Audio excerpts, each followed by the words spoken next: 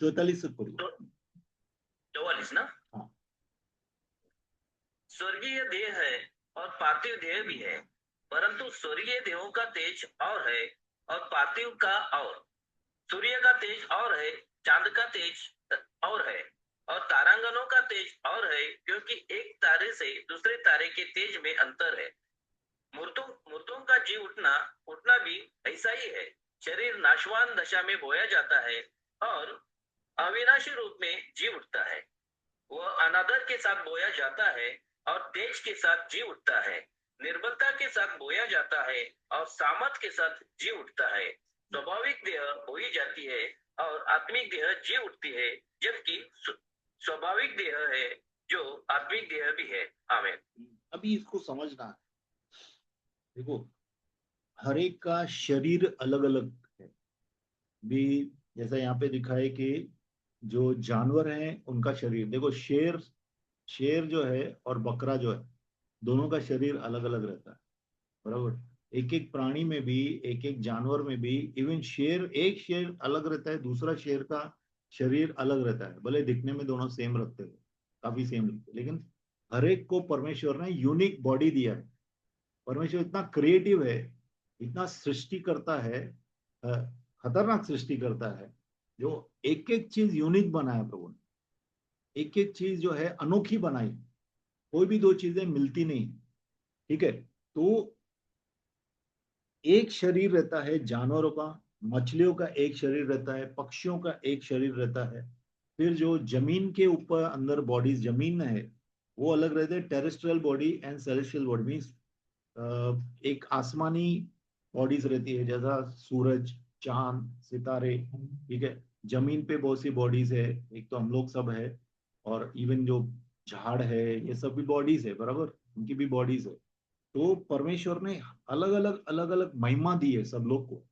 अभी एक देखो, हम लोग प्रभु की महिमा देखनी है ना, कभी एकदम अंधेरे में या पहाड़ पे आप जाके सर ऊपर करके देखो, सब सितारे, इतना सितारों का रोशनी होता है कि आपको बल्ब लगाने का जरूरत नहीं है। अपने शहर में बल्ब की जरूरत पड़ती है, लेकिन अगर आप गांव में या पहाड़ के ऊपर अंधकार में जाएंगे तो उधर आपको अच्छी तरह से लाइट से दिखाई देगा, अंधाने अंधेरा नहीं रहता है। प्रभु ने ऐसा इंतजाम किया है। अभी एक एक जो सितारा है, कोई छोटा दिखता है, कोई बड़ा दिखता है, कोई तेज दिखता है, किसी की लाइट अलग रहती है, सब अलग अलग महिमा है, सब लोग की अलग अलग महिमा है। उसी तरह से जो जो परमेश्वर के साथ चला है, वैसे वैसे जैसा वो चला है, वैसे वैसे वो परमेश्वर की महिमा को दर्शाएगा।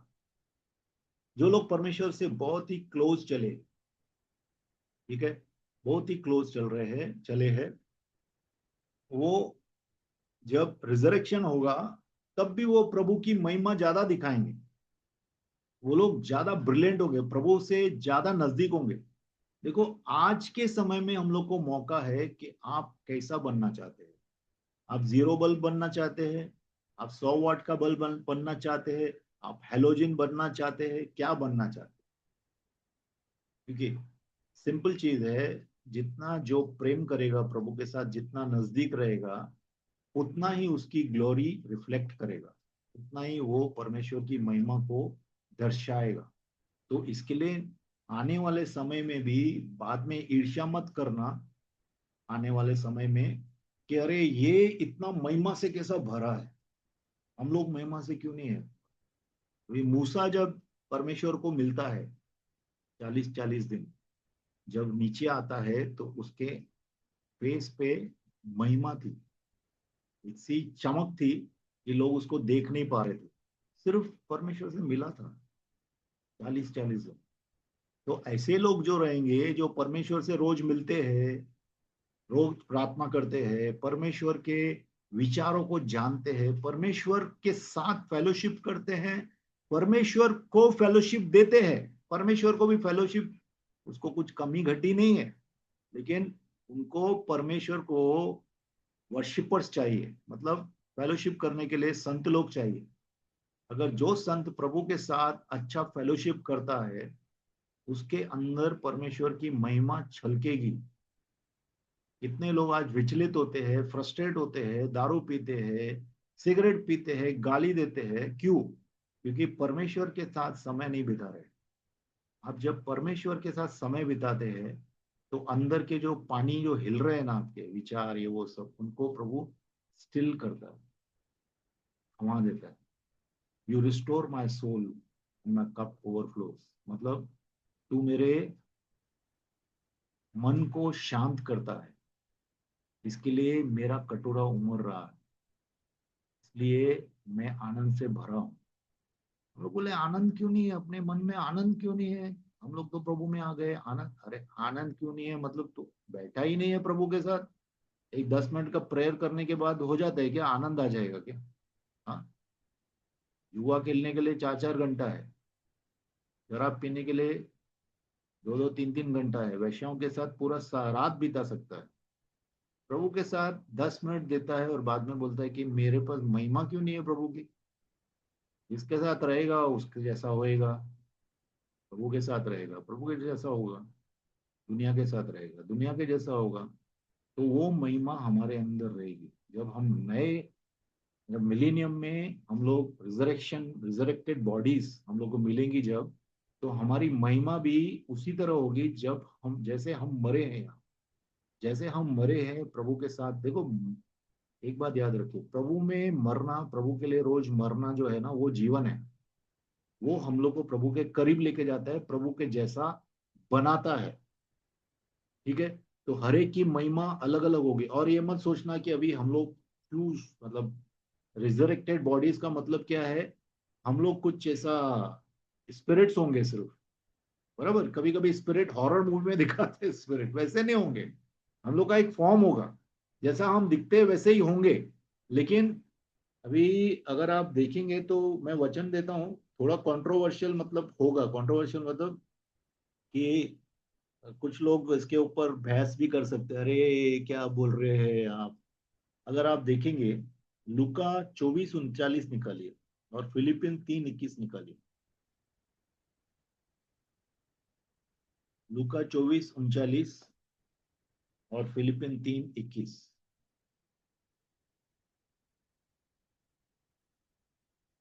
तो देखो कि मेरे हाथ और मेरे पाँव को देखो कि मैं वही हूँ, मुझे छूकर देखो क्योंकि आत्मा की हड्डी मांस। हाँ, सॉरी। हाँ, बोलिए बोलिए।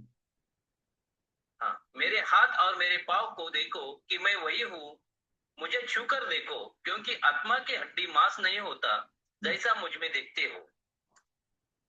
फिलिपिन भी देख लीजिए, फिलिपिन 3:21। वह अपनी शक्ति के उस प्रभाव के अनुसार जिसके द्वारा वह सब वस्तुओं का अपने वश में कर सकता है, हमारे दिनहीन देह का रूप बदलकर अपनी महिमा के देह के अनुकूल बना देगा। आमीन। अभी यीशु मसीह क्या बोलता है? यीशु मसीह का जब पुनरुत्थान हुआ तो प्रभु का जो रिजरेक्टेड बॉडी था, उसके द्वारा वो प्रभु जो है लोगों का बीच में चल रहे थे, बराबर। 40 दिन तक प्रभु चले थे। तो वो जब लोगों को क्या बोलते हैं, मुझे छू के देख, मैं कोई आत्मा नहीं हूं, घोस्ट नहीं हूं, घोस्ट आत्मा नहीं हूं, मेरे शरीर है, बराबर। और बोलते क्या है? हड्डी और मांस का शरीर, मेरा हड्डी और मांस का शरीर है। तो रिजरेक्शन जब होगा, जब पुनरुत्थान होगा, तो हमारे शरीर में हड्डी और मांस होगा, खून नहीं होगा। मुझे खून लिखा नहीं है।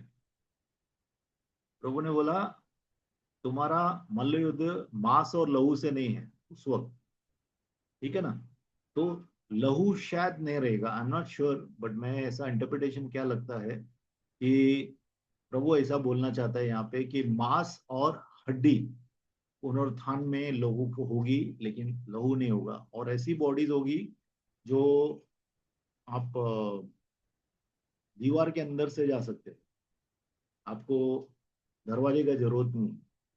अभी आप बोलेंगे दीपक भाई मेरा घर पे आ जाओ, आप खोलेंगे, मैं उस वक्त वहां पे आ जाऊंगा, ऐसा होगा पुनरुत्थान। पुनरुत्थान की शरीर हमारे आत्मिक शरीर होंगे, ठीक है, लेकिन उसको छू सकते हैं हम लोग, क्योंकि यीशु को छू पा रहे थे, बराबर। लोग, यीशु खाना खा रहे थे। तो उसी तरह से हम लोग को भी पुनरुत्थान के शरीर मिलने वाले हैं, जिसमें मांस और हड्डी होगा। ठीक है। तो जो बोया जाता है वह नेचुरल बॉडी रहता है, वो काटा जाता है, मतलब जो बाहर आता है वो आत्मिक बॉडी होता है। और जिसको बोते हैं, ठीक है, डिसऑनर मतलब कि बेइज्जती में बोते हैं। कैसा, अभी देखो कितने लोग मर गए, जब जो भी लोग मर गए, किडनी फेलियर, हार्ट फेलियर, आंख का फेलियर, सर का फेलियर, कोई ना कोई बीमारी। अगर सब बराबर था तो वो बूढ़ा था, बूढ़ा था, बाल सफेद हो गए थे, मुंह पे रिंकल्स आ गए थे, ऐसे लोग मर जाते, बराबर।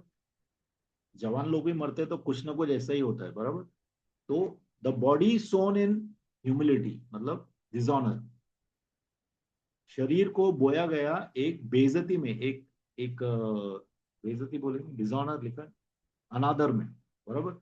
अनादर में बोया गया, लेकिन जब हम उठेंगे तो हम लोग को महिमा, जिस महिमा का शरीर मिलेगा, हमारा शरीर महिमामय होगा। ठीक है, वो फिर मरेगा नहीं, उसको शरीर को कोई बीमारी टच नहीं कर सकती है, फिर अविनाशी हो जाएगा हमारा शरीर, अविनाशी हो जाएगा। ठीक है।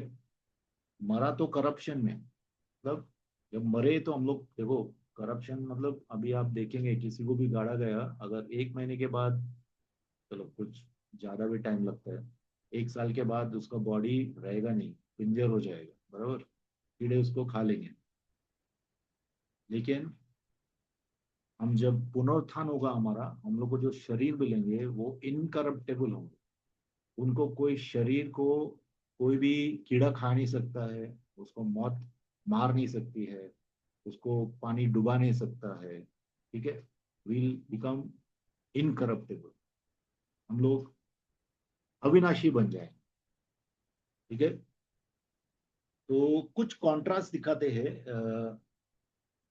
हम लोग अभी देखते हैं कि यीशु में और आदम में, ठीक है, 49 तक देख लेते हैं, 45 से लेके 49 तक। ठीक है, फिर हम लोग क्लोज करेंगे।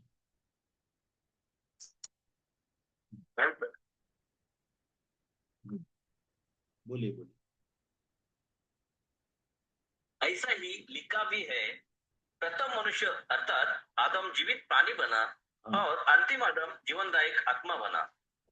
परंतु पहले आत्मिक न था पर स्वाभाविक था, इसके बाद आत्मिक हुआ। प्रथम मनुष्य धरती से अर्थात मिट्टी का था, दूसरा मनुष्य स्वर्गीय है। जैसा वह मिट्टी का था वैसे ही वे भी है जो मिट्टी के है, और जैसा वह स्वर्गीय है वैसे ही वे भी स्वर्गीय है। और जैसे हमने उसका रूप जो मिट्टी का था धारण किया, वैसे ही उस स्वर्गीय का रूप भी धारण करेंगे। हमें अभी इसको ध्यान से हम लोग देखेंगे। 7 कॉन्ट्रास्ट, 7 कॉन्ट्रास्ट मतलब सात, सात जो है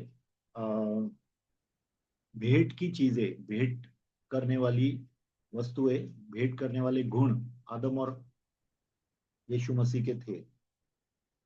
आदम को पहला आदम बोलते थे, यीशु मसीह को दूसरा आदम बोलते हैं। ठीक है, आप देखेंगे फर्स्ट 45 में लिखा है, फर्स्ट एडम, पहला आदम जो था वह सिर्फ जिंदा प्राणी था, लेकिन दूसरा आदम जो था वह प्राण देने वाली आत्मा था। ठीक है, वैसा ही पहला आदम जो था वो लिविंग सोल था, मतलब सिर्फ जिंदा प्राणी था। ठीक है, प्राण थे जिसमें। लेकिन दूसरा जो था, अभी अभी देख लिया हम लोग ने, लाइफ गिविंग स्पिरिट था।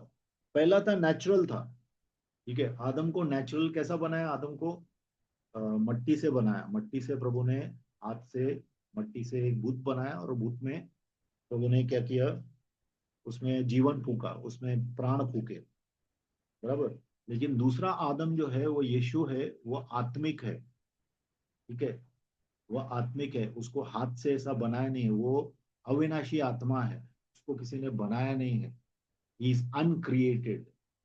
अनक्रिएटेड मतलब सृष्टि से बाहर, इसकी सृष्टि नहीं हुई है, जो सृष्टि करता है।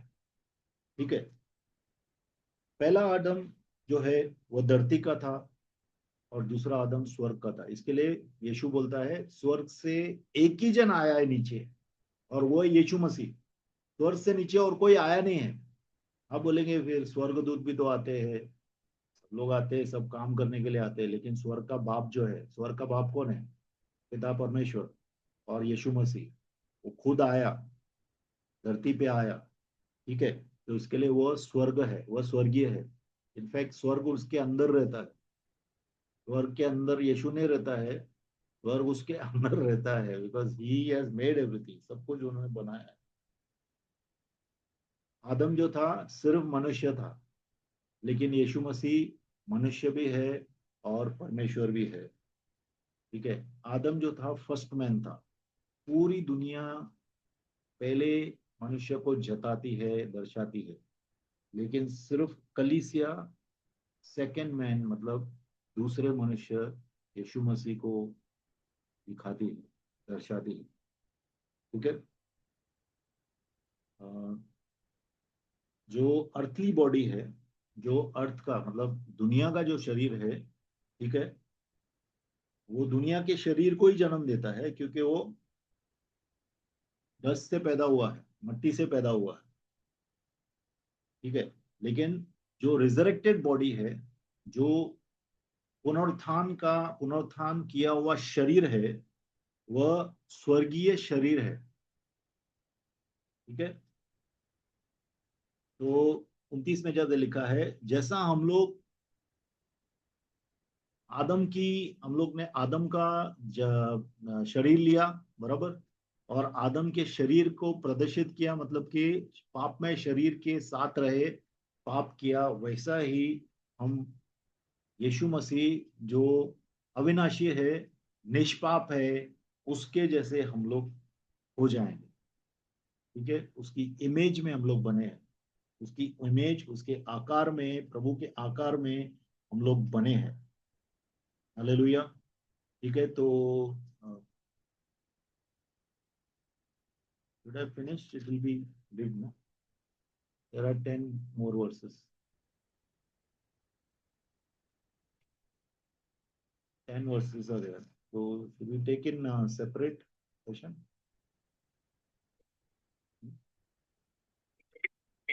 ओके, ठीक है, तो हम लोग यहाँ पे एंड करते हैं। और कोई भी सवाल है तो हम लोग बातचीत भी कर सकते हैं, कुछ आपको क्या समझ में आया वैसा भी बातचीत कर सकते हैं।